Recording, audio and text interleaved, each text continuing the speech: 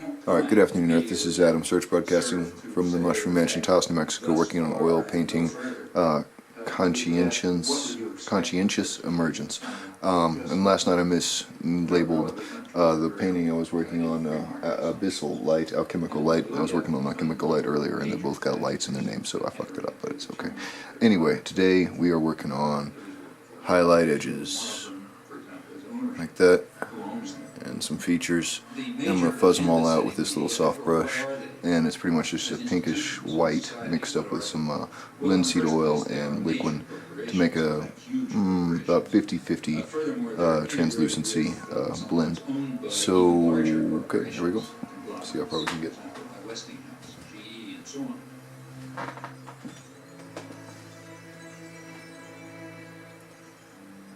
What I wanted to know was how specifically the elites control the media. What I mean is, I guess, asking you, how do the elites control General Motors? Well, why isn't that a question? I mean, General Motors is an institution of the elites. They don't have to control it. They own it. Except, I guess, at a certain level, I think, I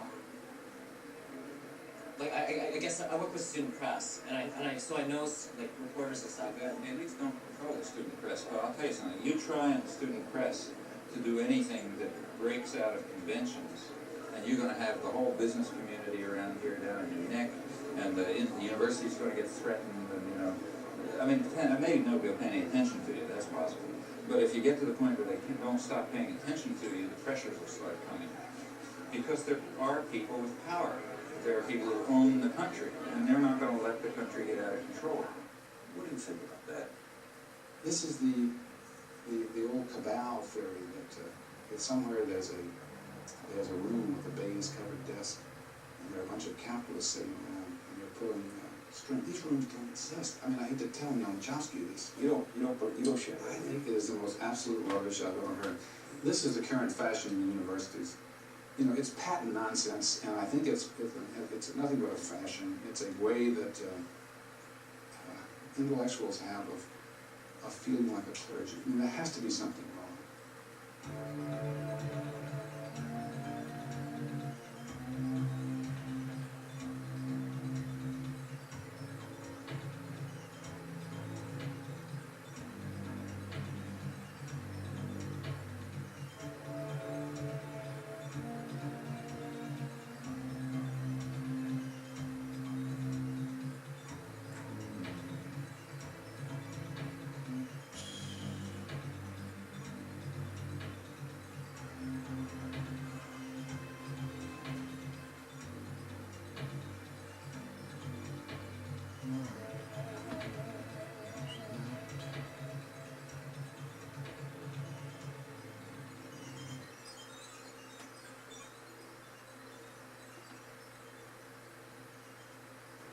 So what we have in the first place is major corporations, which are parts of even bigger conglomerates.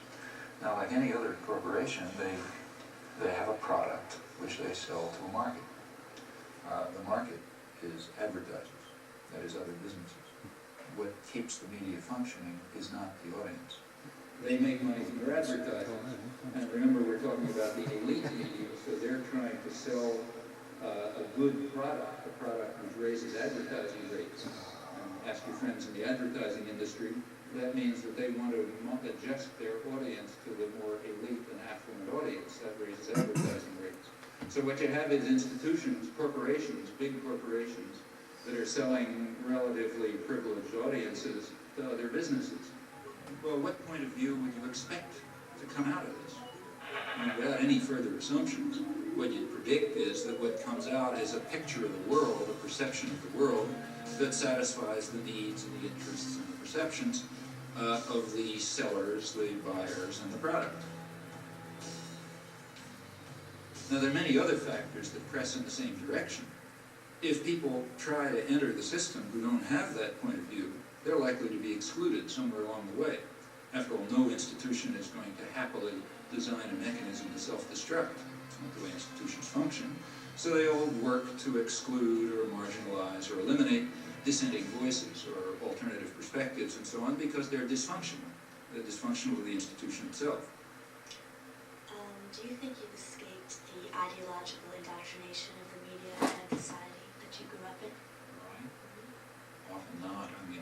look back and think of the things that I haven't done that I should have done,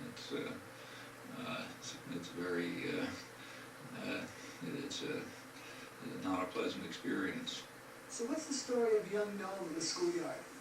Yeah, I mean, that was a personal thing for me. I don't know why it's interesting to anyone else, but I do remember. Well, you just said in the conclusions. Well, yeah, I mean, it had a big influence on me. I mean, I remember when I was about 6, I guess, first grade. There was the standard fat kid who everybody made fun of. And I remember in the schoolyard, he was on standing right outside the school classroom, and a bunch of kids outside, so 20, and so on. And one of the kids actually brought over his older brother, so like from 3rd grade instead of 1st grade, big kid, and he was going to, beat him up or something. And I remember going up to stand next to him, feeling somebody would help him. And I did for a while, and then I got scared, and I went away, and I was very much ashamed of it afterwards, and sort of felt, I'm not going to do that again. That's a feeling that's stuck with me. You should stick with the underdog. The shame remained. It should have stayed. You were already established. You were a professor at MIT. You made a reputation. You had a terrific career ahead of you. You decided to become a political activist. Now, here is a classic case of somebody whom the institution does not seem to have filtered out. I mean, you were a good boy up until then, were you? Or you'd always been a slight something, you were a rebel? Yeah, pretty much. I had been pretty much outside. You felt isolated. You felt out of sympathy with the prevailing currents of American life, but a lot of people do that. Suddenly, in 1964, you decide, I have to do something about this. What made you do that? Well, that was a very conscious decision and a very uncomfortable decision because I knew what the consequences would be. I was in a very favorable position. I had the kind of work I liked.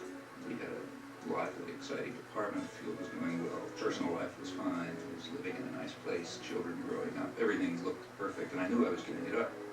And at that time, remember, it was not just giving talks. I became involved right away in resistance, and I expected to spend years in jail, and came very close to it. In fact, my wife went back to graduate school in part because we just wouldn't have to support the children. These were the expectations.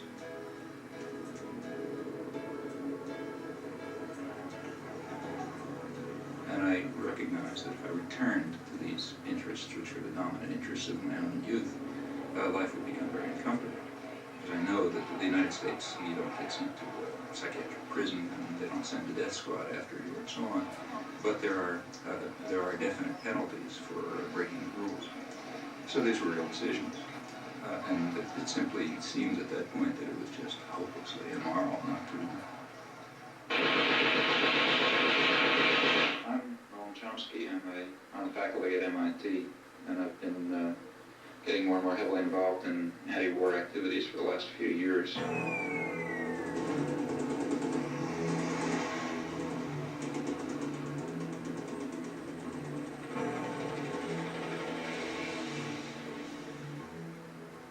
Beginning with writing articles and making speeches and speaking to congressmen and that sort of thing, and gradually getting involved more and more directly in resistance activities of various sorts.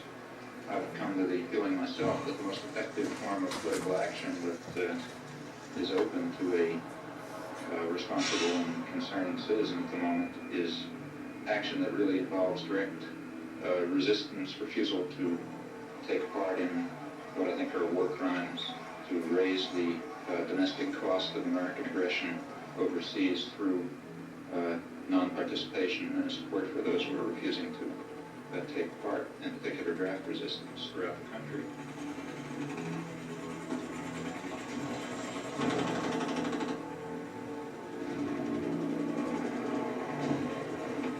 I think that we can see quite clearly some very, very serious defects and flaws in our society, our level of culture, our institutions, which are going to have to be corrected by operating outside of the framework that is commonly accepted. I think we're going to have to find new ways of political action.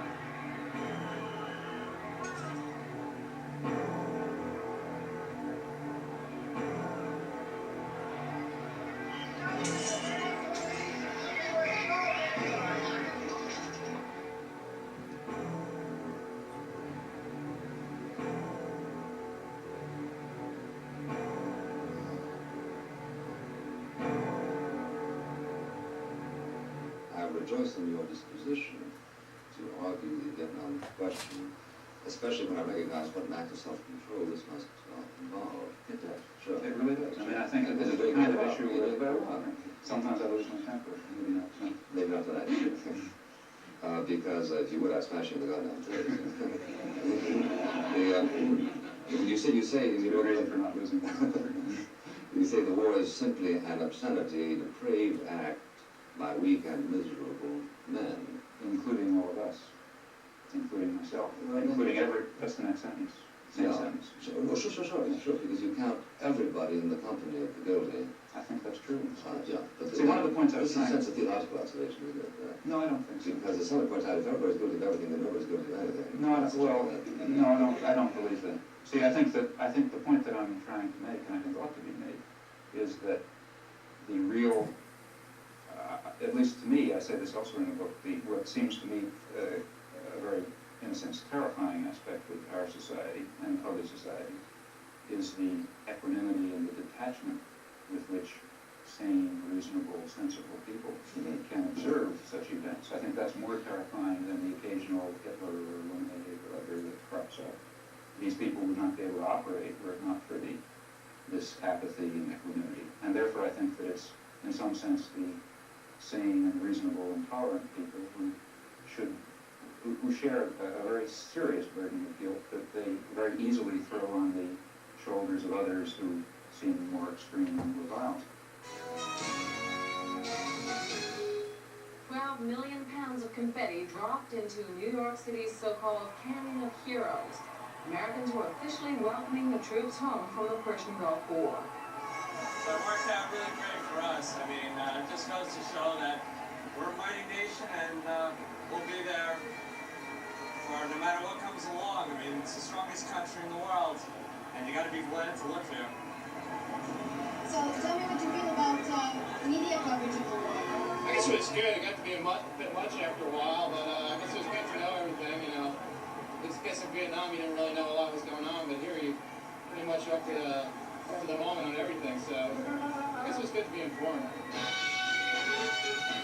For the first time, because of technology, we had the ability to be live from many locations around the globe. And because of the format in All News Network, we can spend whatever time is necessary to bring the viewer the complete context of that day's portion of the story. Whoops. And by context, I mean the institutional back straight into my tripod. critical to understand All right. why and how. And that's those who are analysts and do commentary, and those who can explain. Except that last piece, ITN, Israel post-war. David Brinker once said that you step in front of the camera and you get out of news business and into show business. But nonetheless, that should not in any way subtract or obscure the need for the basic standards of good journalism. Let me give you a lead for Salinger right now. Yes, President Bush and Prime Minister Major have closed or have almost rejected the Soviet peace efforts. Okay, in Saudi Arabia, the door is being left open. Rick Salinger is standing by a lot of Riyadh with the latest. All but closed. Yeah, all but closed. Right. Accuracy, speed, a fair approach, an honesty and integrity within the reporter to try and bring the truth, whatever the truth may be. Going to war is a serious business. In a totalitarian society, the dictator just says we're going to war and everybody marches. And with this weapon of human brotherhood in our hands, we are seeing the war for men's minds not as a battle of truth against lies, but as a lasting alliance pledged in faith with all those millions driving forward to create the true new order, the world order of the people first, the people before all. In a democratic society, the theory is that if the political leadership is committed to war, they present reasons, and they got a very heavy burden of proof to meet, because a war is a very catastrophic affair, as this one proved to be.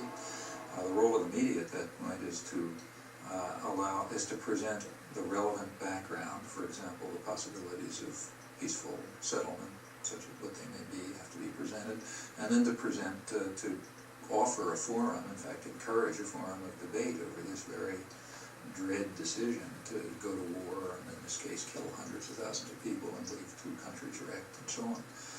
That never happened. There was never, well, you know, when I say never, I mean 99.9% of the discussion excluded the option of a peaceful settlement. The Washington Office of War Information falls one of the most vital and constructive tasks of this war. This is a people's war, and to win it, the people ought to know as much about it as they can. This office will do its best to tell the truth and nothing but the truth, both at home and abroad. First weapon in this worldwide strategy of truth is the great machine of information represented by the free press, with its powers of molding public thought and leading public action, with all its lifelines for the exchange of new ideas between fighting nations spread across the earth. Every time George Bush would appear and say there will be no negotiations, there would be 100 editorials the next day lauding him for going the last mile for diplomacy. If he said, you can't reward an aggressor, instead of cracking up and ridicule the way people did in civilized sectors of the world, like the whole third world, the media said, oh man, a fantastic principle, you know, the invader of Panama, the only head of state who stands condemned for aggression in the world, the guy who was head of the CIA during the Timor aggression, you know, he says aggressors can't be rewarded. The media just applauded. The motion picture industry, with its worldwide organization of newsreel camera crews, invaluable for bringing into vivid focus the background drama and perspectives of the war. Mobilized too in this all-out struggle for men's minds are the radio networks, with all their experience of the swift reporting of great occasion and event. From every strategic center and frontline stronghold, their reporters are sending back the lessons of new tactics, new ways of war. The result was it's a media war. There's tremendous fakery all along the line. The UN is finally living up to its mission, you know, wondrous sea change, the New York Times told us. The only wondrous sea change was that for once the United States didn't veto a Security Council resolution against aggression. People don't want a war unless you have to have one. And they would have known that you don't have to have one. Well, the media kept people from knowing that. And that means we went to war very much in the manner of a totalitarian state, thanks to the media subservience. That's the big story.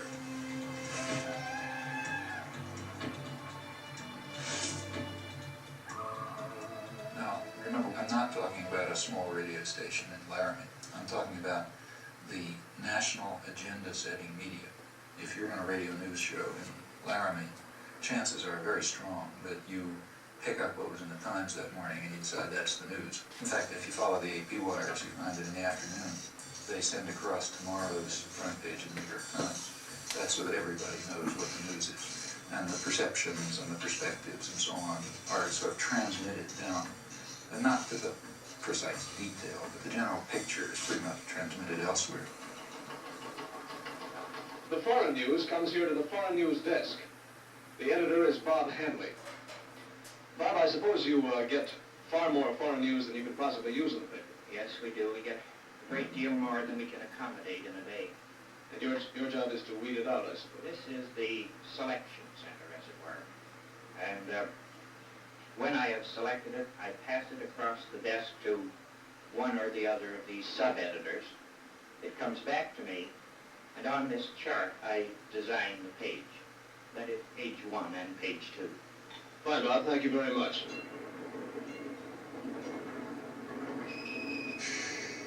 How do you want to make a film about media? Well, It's a nice, quiet town. it's a beautiful town. Well, we're making a film about the mass media, so we thought, what a good place You to want to know come. where they got the name? So maybe you could start by introducing yourself. Yes, I'm Bowden Senko. I'm the Main Street Manager and the Executive Director of the Media Business Authority. And we are in Media, Delaware County, in the southeastern part of Pennsylvania. Media is called everybody's hometown. The motto was developed as a way to promote the community. We're a very high promotion conscious community. when you walk through media, you'll be treated very well, and you find that people have taken the idea of being everybody's hometown to heart. The local paper, the Talk of the Town. The Town Talk. Do you read that? Yes, I read the Town Talk, yes. What do you think the difference is between the Wall Street Journal and the Talk? Oh, well, I mean, the Town Talk is completely local news, and it's fun, it's nice to read, it's interesting, you read about your neighbors and see what's going on in the school district and things like that. We're in business to make bucks, just like the big daily newspapers, and just like the big radio stations, and we do quite well.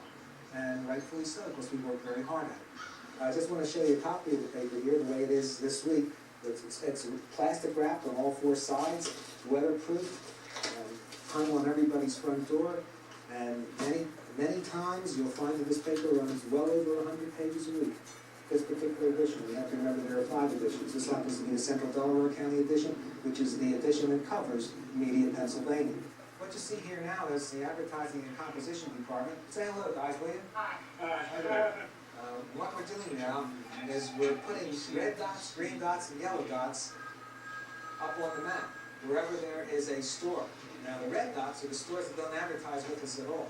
The green dots are the ones that advertise with us every week, and the yellow dots are the ones that we run sporadically. Now, we have computer printouts of every one of these stores, and what we do is we take the printouts of all the red dots, which are the bad dots, and what our idea is to turn these red dots into yellow dots, and turn the yellow dots into green dots, and eventually make them all green dots, so 100% of the stores and 100% of the merchants and service people advertise in our newspaper every week. That way we won't have any more red dots. I guess there'll always be a few red dots, but I have high hopes that there'll be a lot more green ones and red ones when we're finished. Hi, I'm Jim Morgan. I'm with the Corporate Relations Department of the New York Times, and I'm here to take you on a tour of the New York Times, so let's begin. So, they're just taking audio in here. Yeah, they're taking audio in here. All right, let me think here. No cameras, no still. We went over this quite thoroughly. They don't even take a still camera in here. We're in the composing room. This is where the pages are composed. This is the typographical area. What's the ratio of news to advertising? 60% ads. This might seem big, but it is average, in fact below average. Our 60% might include, on some days, maybe 20 pages of classified advertising all to itself, where the rest of the newspaper is way much heavier news to advertising. But the paper in its entirety, every day, large or small, is 60 ads, 40 news.